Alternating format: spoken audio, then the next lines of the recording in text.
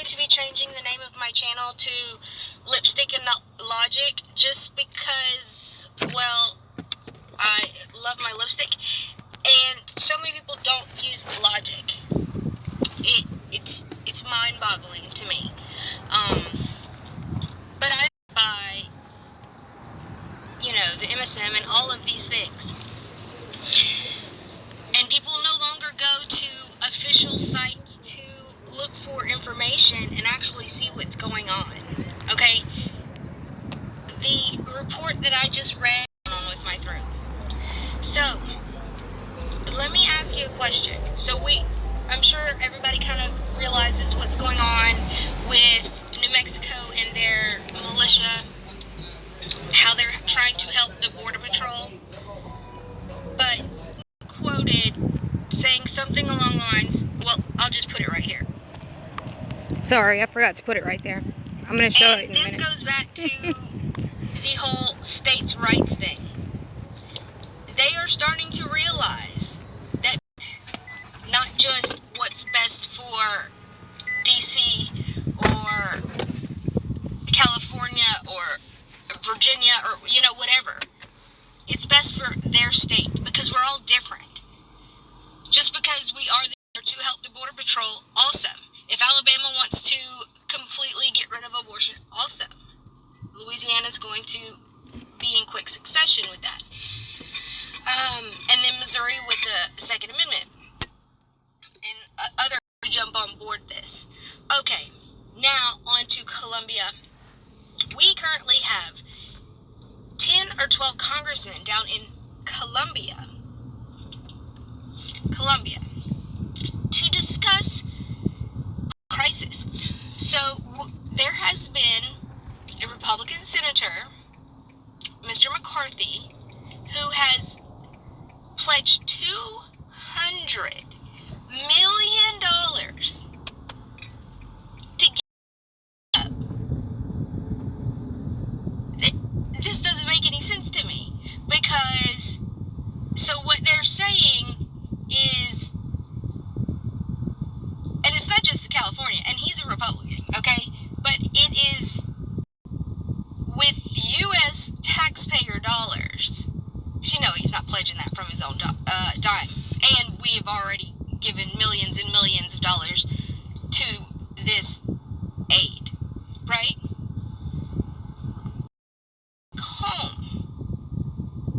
Why don't we want to feed and clothe them? Well, actually, we do with the Venezuelans, because they're fleeing evil, terrible socialism, right? Right? So, from about the 70s, 80s, we've seen 6 million Colombians flee their country over the terrible things going on there, and 5 million of those went where? To Venezuela. So right here it states that Colombia has produced the most refugees in the world, second only to Syria. And I'm sure that some people will be like, oh, that's just a propaganda piece. No, you can actually go to the immigration official websites, the UN, and all of those things that keep up with these numbers, and you'll see exactly this. Okay, it's just, this is a lot easier to view. The funny thing is, it's actually been deleted from many websites since all of this Venezuela stuff, because they don't want you to see it. So Venezuela has taken in more Colombian refugees than any other Latin American country. And why is that? For their education, health, housing, and because it's available to millions. So that's how terrible Venezuela is, that they allowed these people to come in, because Colombia is bad with their drugs, their gangs, all of these things that we know who's funding, and all of these things. I won't say, you can use your imagination, but they're our best friends, right? So this is what we can evil, terrible, right here. So, this chart that a capitalist country, let me just kind of, I don't even know how I can bring is complete garbage. They do something that's completely different. It's not a European model. They don't tax the people 50% of their paychecks to get their socialist programs. Their money I can do. Like, oh my God, she's a socialist. Oh my God. What they do is, with all of their natural resources, I don't know the exact amount, but to make it, I mean, I could find out, but to make it make, or whatever, and the other 50% goes to the country, which then pays for their social programs, healthcare, their police, their government, their infrastructure, their education. What a novel idea.